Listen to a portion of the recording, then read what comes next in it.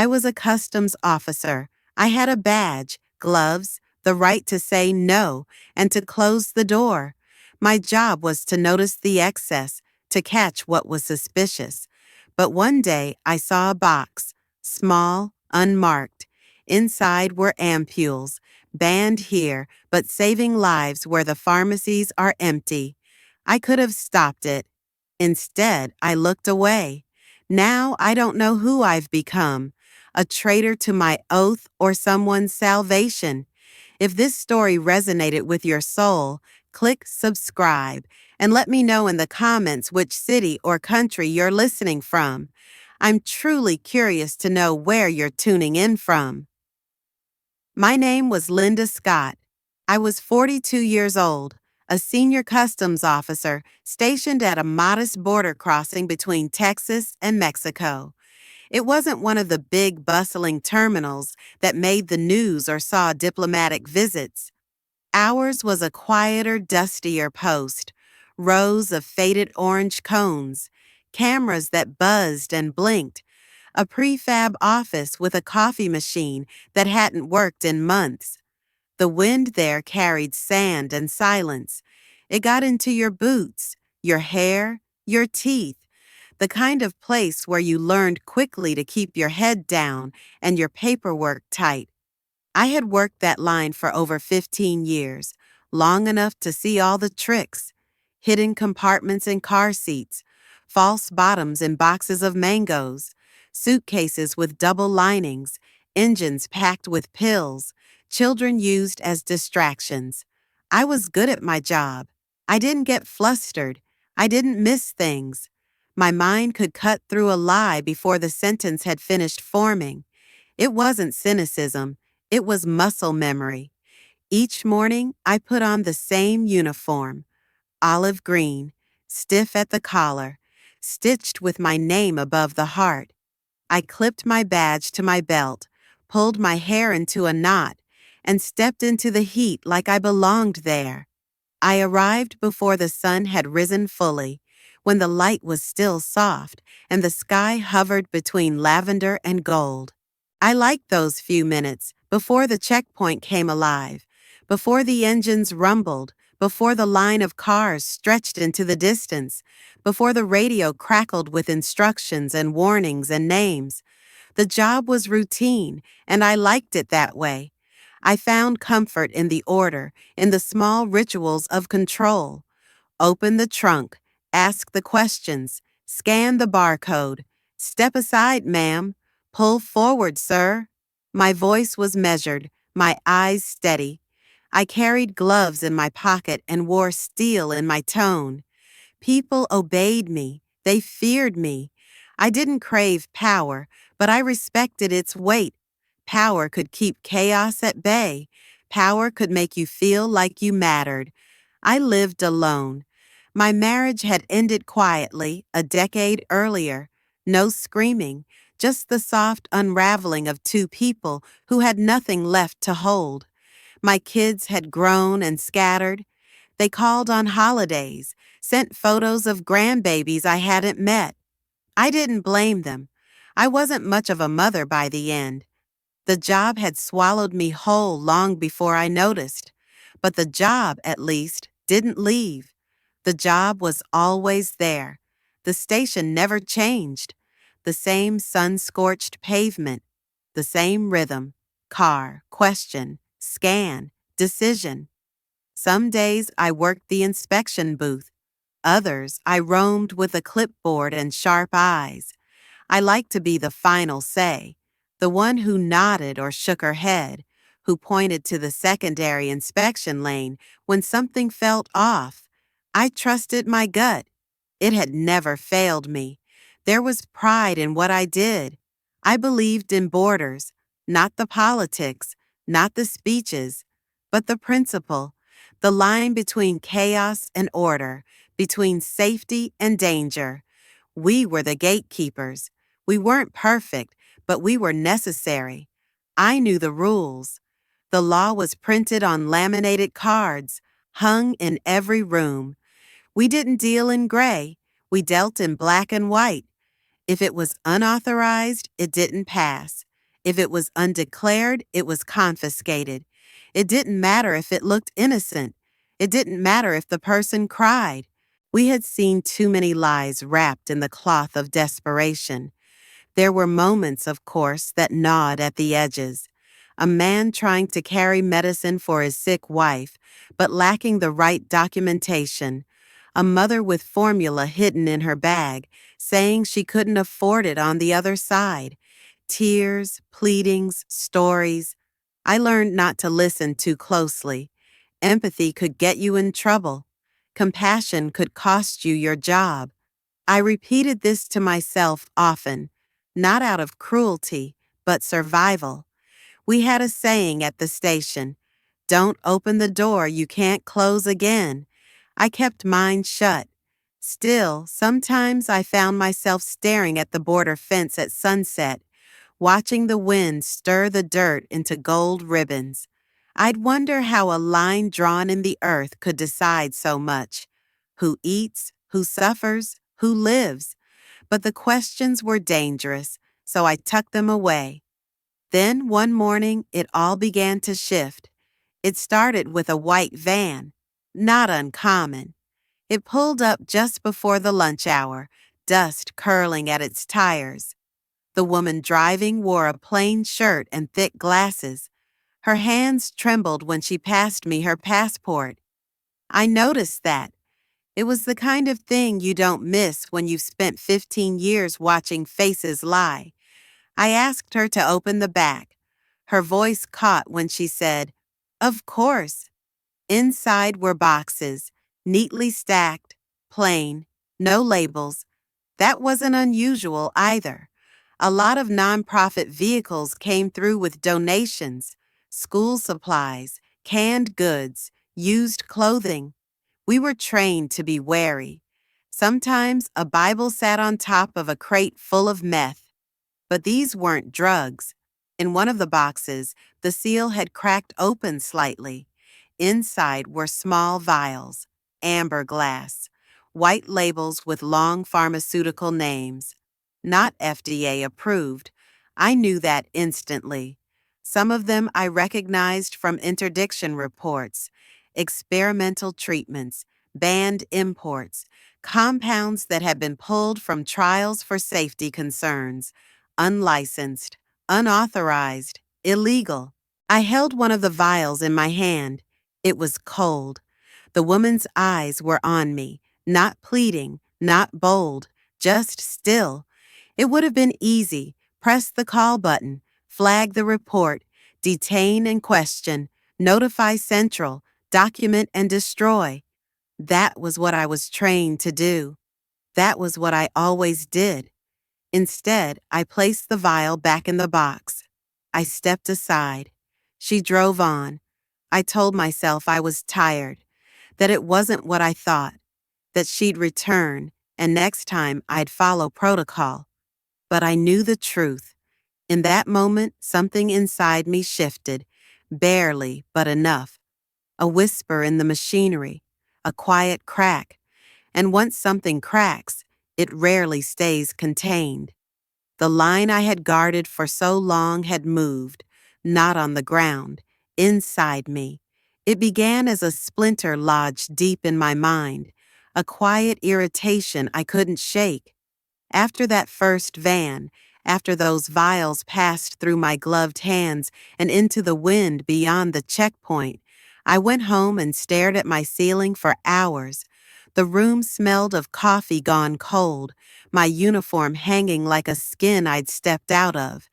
I replayed the moment over and over again, trying to frame it as an anomaly, a lapse, a glitch in my otherwise disciplined routine. But it didn't fade. It pulsed. It grew. The next morning, I woke before dawn. The sky outside my window was a bruised purple, streaked with a pale ribbon of gold. I dressed mechanically, buttoning my uniform with hands that felt older than my body. My badge caught the weak light. The letters of my name looked foreign, like they belonged to someone else. In the mirror, my face was a map of sleeplessness, creases at the corners of my eyes, hair pulled back too tight. I told myself I was ready for another day, that nothing had changed. But my chest ached with a kind of restless anticipation. At the station, the air smelled of diesel and scorched dust. The line of vehicles stretched longer than usual, engines coughing, drivers tapping their fingers on steering wheels. It was the same choreography of impatience, the same hum of bureaucracy, but my senses felt sharpened, tuned to a different frequency. I noticed small things, the tremor in a man's hand as he handed over documents, the glint of sweat on a child's temple, the way certain boxes seemed heavier than others when lifted. Everything felt charged, like the air before a thunderstorm. Hours passed in routine. Inspect, question, wave through, detain. My voice stayed steady. My eyes stayed sharp. But underneath, a question churned. What did it mean to do the right thing? And who got to decide what right was? I had built my career on rules, on the belief that lines existed for a reason. But the memory of those amber vials gnawed at that belief, carving small hollows into it like water into stone. It was late afternoon when another van arrived. This one was older, the paint sun-faded, a volunteer sticker peeling at the corners of its windshield.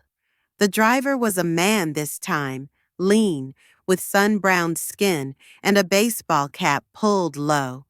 He avoided my eyes as he handed me his paperwork. His hands were calloused.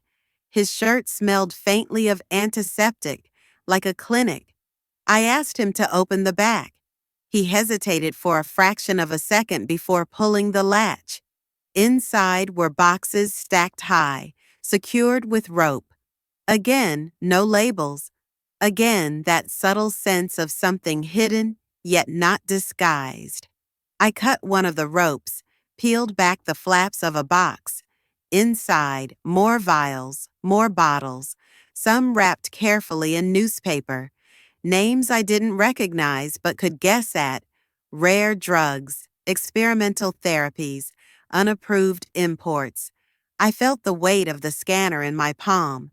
All I had to do was run it over the shipment, document the contents, hit the alert. Procedure would take over. My part would end. It would be simple, but it wasn't simple anymore. I thought about children I had never seen, lying in hospital beds across the border, children with parents clutching their hands, praying for a treatment they couldn't buy, couldn't even access. I thought about how many of those prayers stopped at the checkpoint, turned back by people like me, people who never had to look those children in the eye. My thumb hovered over the scanner's button. The man stood still, his face unreadable. The heat pressed against my neck, thick and heavy.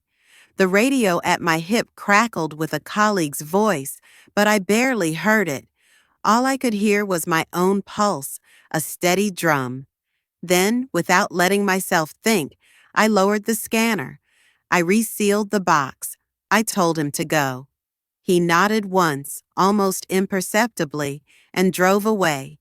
I stood there long after the van disappeared over the rise, the dust it kicked up settling slowly back to the earth.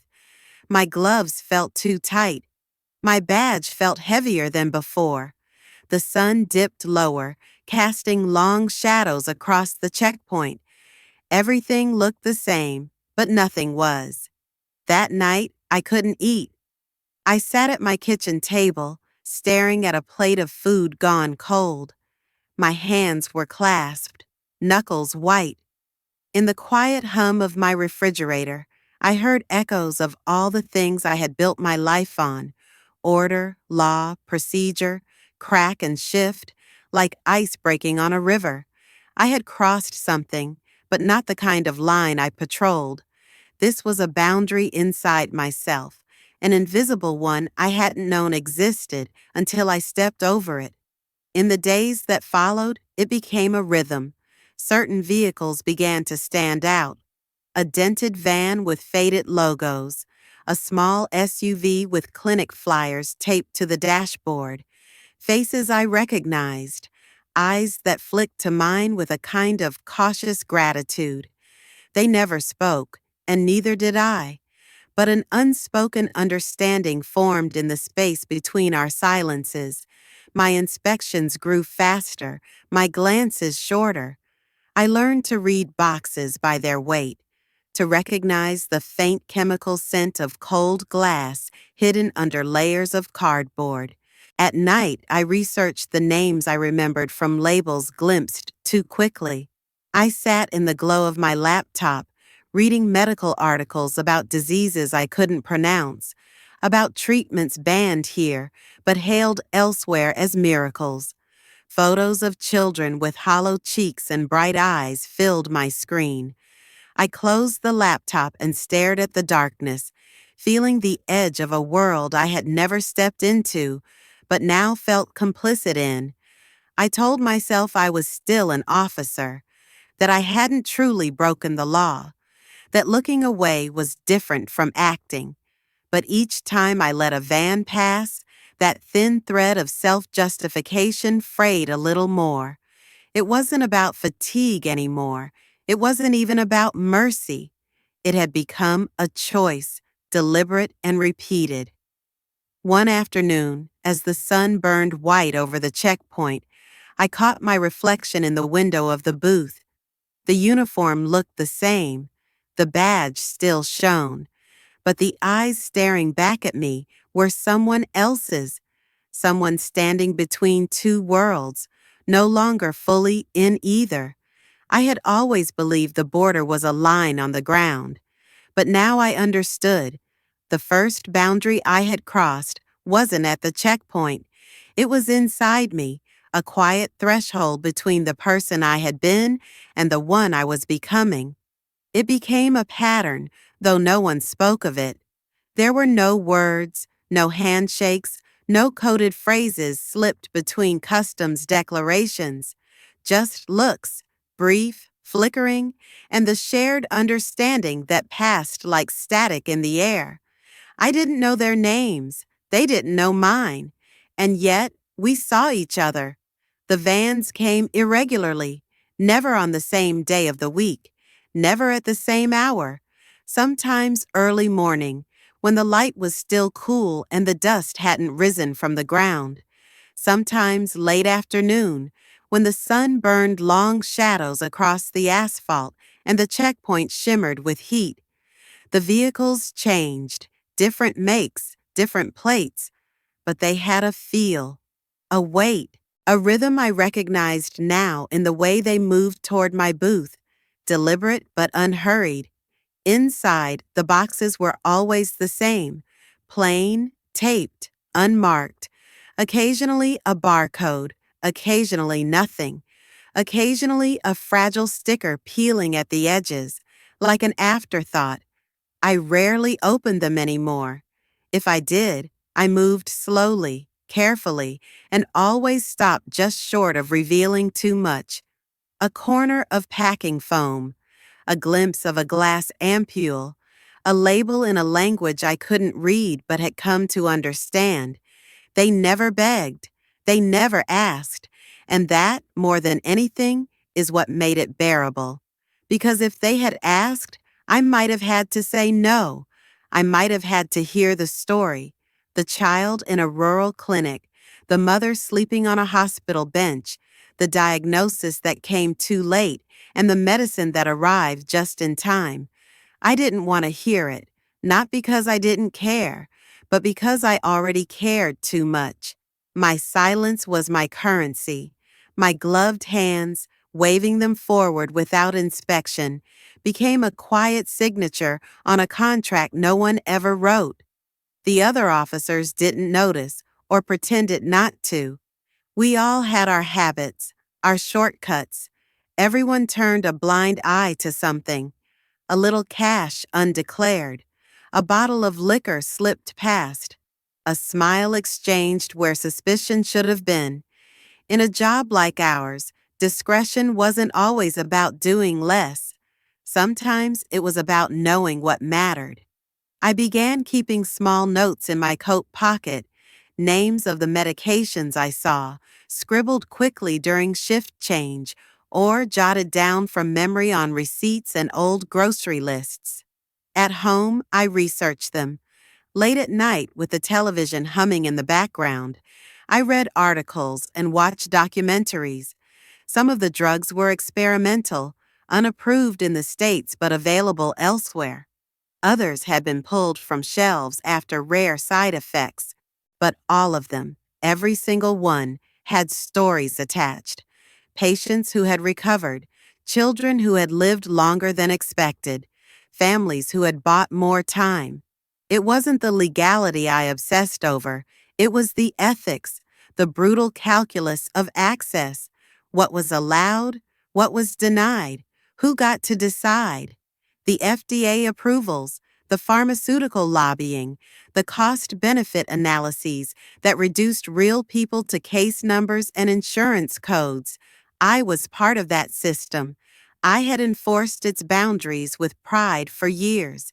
But now I saw the cracks, not as evidence of failure, but as openings, narrow and dangerous, for something more human to pass through. One afternoon, during a lull in traffic, a young man approached on foot. He wore a clinic badge around his neck, laminated and curling at the corners. His hands were empty, his expression calm. I recognized him from a previous van. He'd been in the passenger seat, quiet, unreadable. Now he stood before me and nodded once. A greeting, a confirmation, nothing more. He handed me a clipboard. It contained the manifest for a supply shipment due the next day. Vitamins, he said, bandages, nothing regulated. I glanced at it, pretended to read. He pointed to a box at the bottom of the list, marked for refrigeration, medical use only. I understood. I signed the sheet. He thanked me silently and walked away.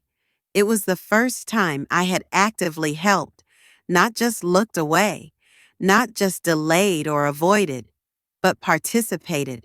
A line crossed again, and this time with full awareness. I should have felt fear, but all I felt was stillness, like the moment after a breath, before the next one comes. At home, I couldn't bring myself to turn on the lights. I sat in the dim orange spill from the street lamp, fingers pressed to my temples. I thought of my old training manuals, the pages on contraband and protocol, the diagrams of proper inspection procedures. They were still in a drawer somewhere. I hadn't looked at them in years. They had been my gospel once. Now they felt like relics from a world I no longer belonged to. A week later, a woman arrived at the checkpoint in a rusted-out Subaru with Arizona plates. Her hands trembled as she handed me her ID. Her eyes brimmed with something like relief when she saw me. She didn't speak. I didn't ask. I waved her through. I watched her car grow smaller in my rearview mirror, the tail lights blinking like distant stars before vanishing into the heat haze. I told myself I wasn't breaking the law. I wasn't taking bribes. I wasn't transporting the goods myself. I was just letting gravity take its course, letting the wheels turn, letting the medicine reach the hands it was meant for. But I knew better. I knew I was changing, not in some grand cinematic way, but quietly, like sand shifting underfoot. The woman I used to be, sharp-edged, by the book, proud of her clean record, was fading into someone else, someone softer, someone heavier, someone who carried things she couldn't name. I stopped talking to my colleagues during breaks, not because I distrusted them, but because I didn't trust myself not to say too much. The silence stretched between us, thick and humming. They noticed, of course. They always notice. But in places like ours, you learn to leave each other alone. That's how the job survives. In the evenings, I started driving out past the edge of town. Just me and the open desert. I parked on the shoulder, rolled down the windows, and listened to the wind scrape across the dry earth. There was something purifying in the emptiness. No laws, no checkpoints, no eyes watching, just space. And the quiet certainty that what I was doing mattered, even if no one ever knew. Especially because no one ever knew. The first signs of trouble came like whispers carried on a dry wind. Small changes at the station. A new schedule posted without warning. An email from headquarters filled with phrases like randomized inspection protocol and internal compliance audit. Even the air felt different, tense, as if the building itself knew something was about to shift. I moved through my shifts with my head down, gloves on, eyes steady, but my stomach twisted tighter each day.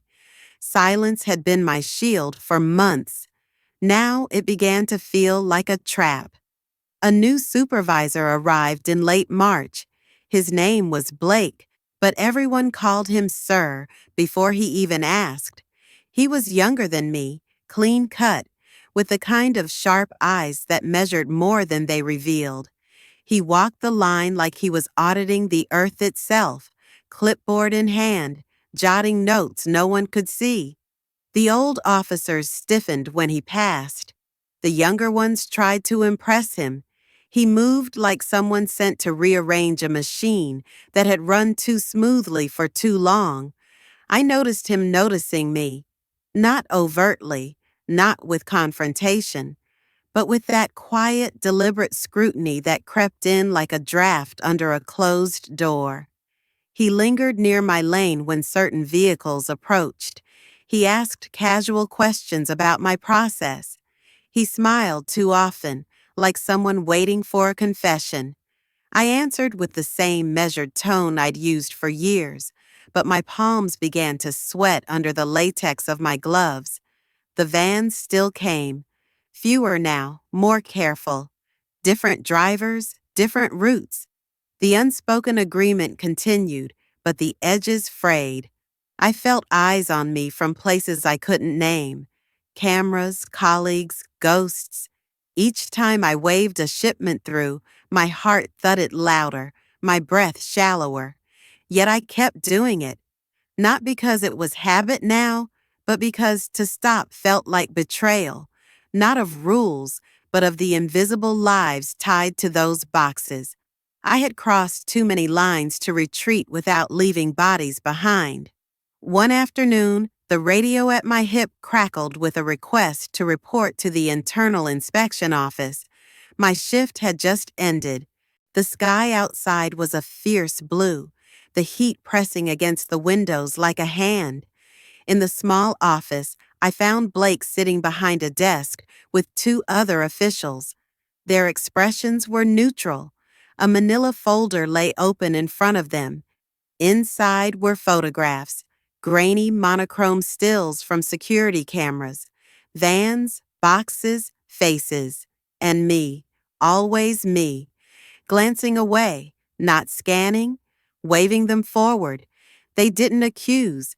They didn't raise their voices. They just slid the folder closer and asked me to clarify procedural irregularities. I stared at the photos, at my own body frozen mid-gesture, and felt something inside me harden. It wasn't fear. It wasn't even guilt. It was recognition. The line I had walked so carefully was gone. This was the moment it ended, the moment when silence would no longer protect me. I tried to imagine lying. I tried to imagine saying I hadn't known, hadn't seen, hadn't realized. But the words felt heavy and false before they even reached my lips. I thought of the vials, the names of the drugs scribbled on receipts in my pockets, the children I had never met but had pictured anyway. I thought of my badge, its edges worn smooth from years of use. A badge was supposed to mean authority, duty, control, But what did it mean when you chose to look away? What did it mean when you chose to let life slip past the gate? I told them the truth, or as much as I could without names, that the shipments contained medicine, that I had no stake in it, that I had seen enough to understand why it mattered, that I had decided not to stop them. My voice didn't break. I didn't beg. I simply stated it, like reading from a list, like marking a box. Their faces didn't change. They wrote notes. They asked if anyone else was involved. I said no. They asked if I had taken money. I said no. They asked why I had done it. I didn't answer. There was no sentence that could hold all the reasons. They dismissed me with a form to sign and instructions to surrender my badge pending review. I walked out of the office holding my gloves in one hand, my badge in the other. The hallway was empty, the overhead lights buzzing faintly. Through the window at the end of the corridor, I could see the border fence stretching across the land like a scar. Cars moved slowly along the lane, glinting under the sun, each one carrying its own story, its own weight. I didn't go home right away. I drove past the edge of town, into the desert where the road thinned and the horizon opened wide.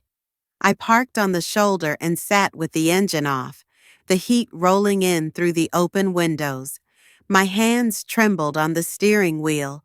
I thought of the first day I'd put on the uniform, the pride I'd felt pinning my name above my heart. I thought of the first van I'd waved through, the first vial of medicine cold in my palm. I thought of every moment between those 2 points and how each one had built a bridge to here. The sun began to set, painting the sky in streaks of orange and violet. I watched it without moving, the badge heavy in my lap. The desert wind smelled of dust and something faintly sweet, like mesquite blooming far away. In that moment, I knew I couldn't undo it. Even if I wanted to, there was no path back to the person I had been. I had chosen, repeatedly, deliberately, and choices accumulate. They solidify. They change the shape of you. Somewhere out there, a shipment of medicine was reaching a clinic. A child would take a dose and breathe easier for another day. A parent would hope again. Maybe they would never know my name. Maybe they would never know there had been a checkpoint at all. But I knew, and that knowledge was a weight and a kind of freedom, both at once. The point of no return wasn't a single act. It was a crossing, slow, steady, inevitable.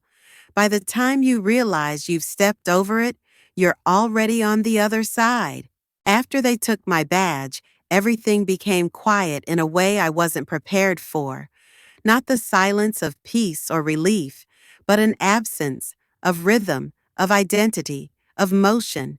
My life had once been built on timetables and structure, a place to be, a reason to be there. Now I woke in a borrowed bed in a too-small room that smelled faintly of cleaning supplies and someone else's past. The walls were blank. The air stood still. My name was no longer called across radios or etched into a uniform. I was nobody in the system now, and yet I carried more weight inside me than I ever had in all my years of authority. I had expected to feel guilt, and I did, but it didn't burn like fire. It settled like dust, slowly, silently, everywhere. I kept the television off most days. The world outside had become too loud, too fast. I spent my mornings reading, although I rarely remembered the words. I walked to the corner store not because I needed anything, but because the rhythm of walking reminded me I was still part of something, even if just a neighborhood. People didn't recognize me without the badge. I moved like a shadow among them, invisible but alert. Sometimes I lingered by the pharmacy window, pretending to browse cough drops while my eyes searched the shelves for names I had once let through a checkpoint. The drugs I had turned a blind eye to haunted me, not because they were illegal, but because I now saw how arbitrary that label was. I had spent years enforcing laws drawn by people in rooms I'd never enter, laws that made sense on paper, that looked clean and just in official language, but left children untreated and families bankrupt in the real world. I thought of mothers waiting in rural clinics, of fathers crossing borders not to smuggle danger, but to carry hope in a foam cooler. I thought of glass vials cradled in blankets, hidden beneath floorboards, slipped past my hands with silent prayers. And I thought of how often the word justice had been used to justify withholding mercy. In the evenings, I sat on the back step of the apartment building, watching the sky dim by degrees. The desert swallowed the light with quiet ceremony. Cicadas buzzed. Dogs barked down distant alleys. Sometimes I would hear laughter echo from an open window, and it would hit me like a wave. How much I had missed while clinging to duty. How many birthdays, phone calls, second chances I had filed away beneath not now and after shift and next weekend. My daughters hadn't spoken to me in over a year. Not out of hate, I think, but exhaustion. I had nothing to offer them now except a hollow apology. I didn't know where to start. I rehearsed voicemails I never left, drafted letters I never mailed. I imagined what I would say if I saw them face to face, that I had made mistakes, that I thought I was doing the right thing, that I had tried to be useful, and then I had tried to be good, and somewhere between the two, I had lost my way. There was a community center a few blocks from where I stayed.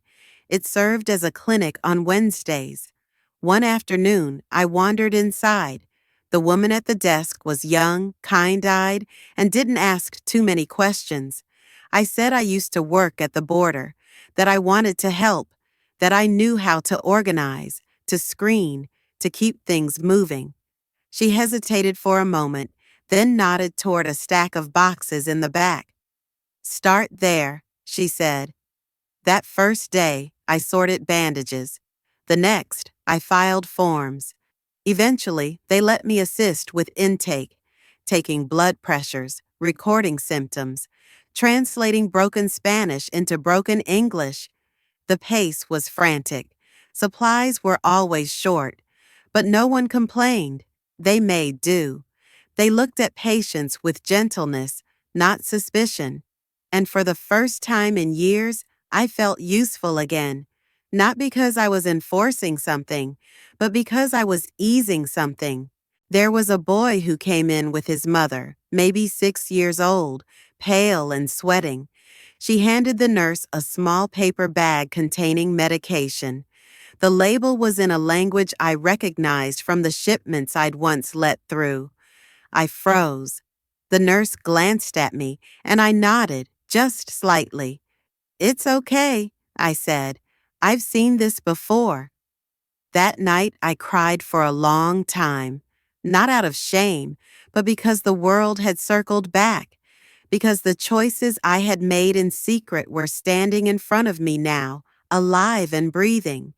I began to understand that there are different kinds of truth, the one written in policy books, the one spoken in courtrooms, and the one that lives inside your chest, pulsing like a second heart.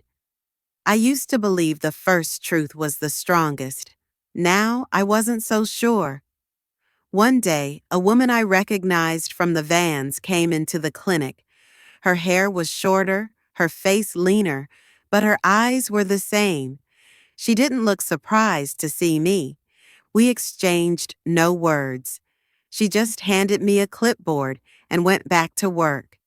It was the closest thing to forgiveness I had ever felt.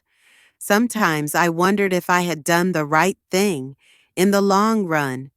If what I had helped carry across the border had made enough of a difference to justify the loss of everything else, my job, my name, my certainty, the answer never came clean. It arrived in pieces, scattered moments.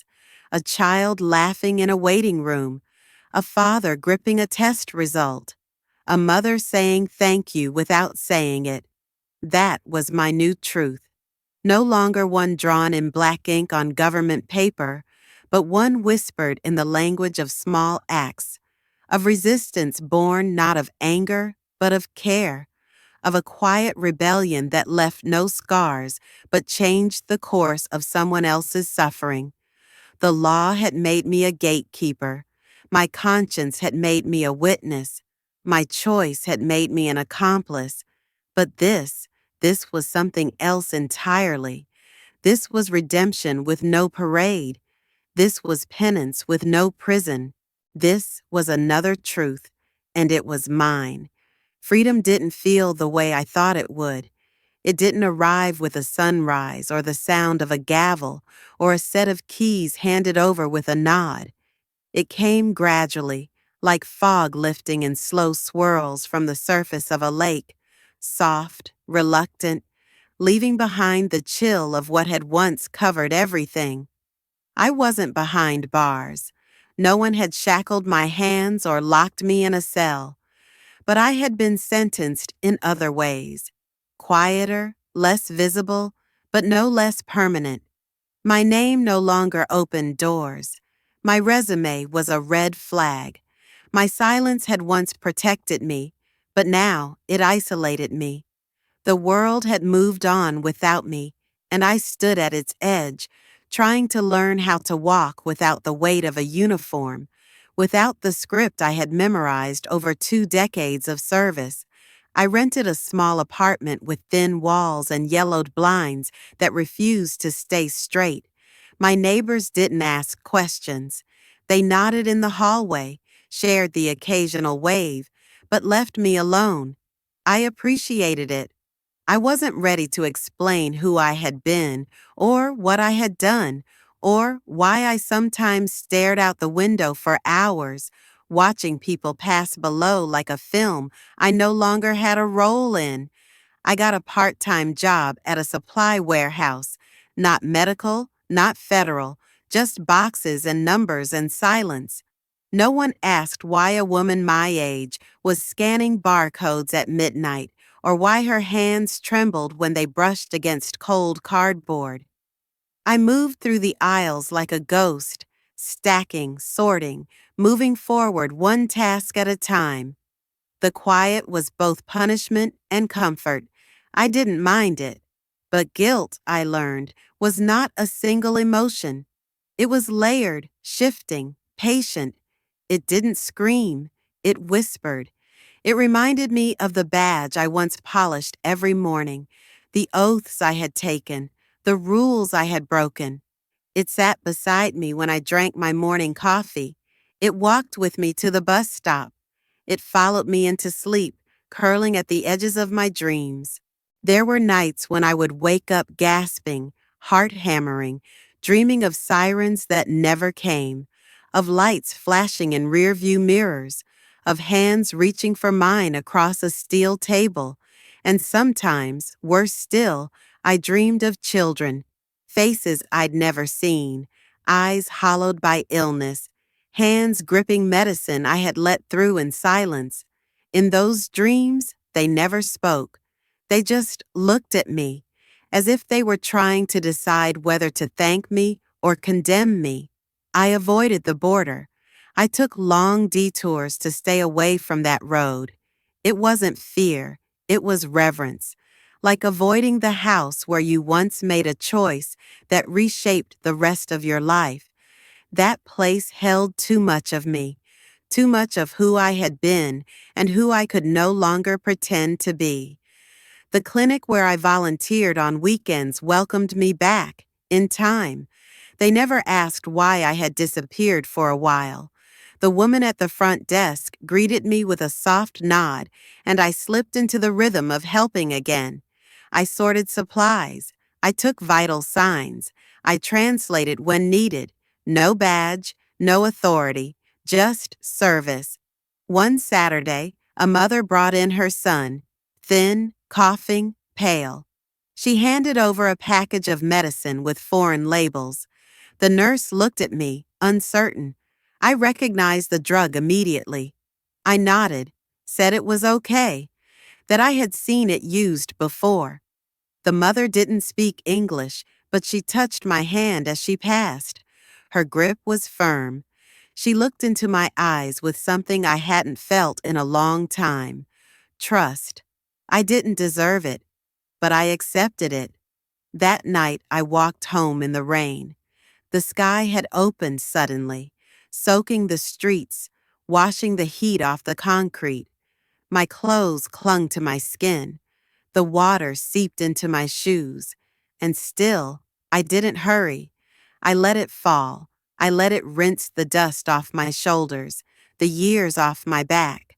I tilted my face to the sky and closed my eyes, and for the first time in months, I let myself cry. Not because I regretted what I had done, but because I could no longer go back. There's a moment in every life when you realize the cost of your convictions. Mine didn't come in a courtroom or in handcuffs. It came in silence, in distance, in the steady erosion of a self I once believed was unshakable. I hadn't just broken a rule. I had broken the illusion that I could serve a system without question and remain intact. Freedom had come, but it had brought its own weight. People talk about redemption like it's a destination, a place you arrive at when the punishment is over, when the lessons have been learned. But I've come to believe it's not a place, it's a path, a long, narrow one. Sometimes it's barely visible. Sometimes it doubles back. Sometimes it leads you into dark corners you don't want to see. But you walk it anyway. You walk it because it's the only way forward. And some days, in the quiet moments, I feel something close to peace. Not the peace of forgetting, but the peace of remembering and choosing again. Choosing to keep going, to help where I can, to carry the weight without letting it sink me. I will never wear the badge again, but I will always carry the border with me. Not the one drawn on maps or guarded with rifles and gates, the one I crossed inside myself, the one I chose never to return from.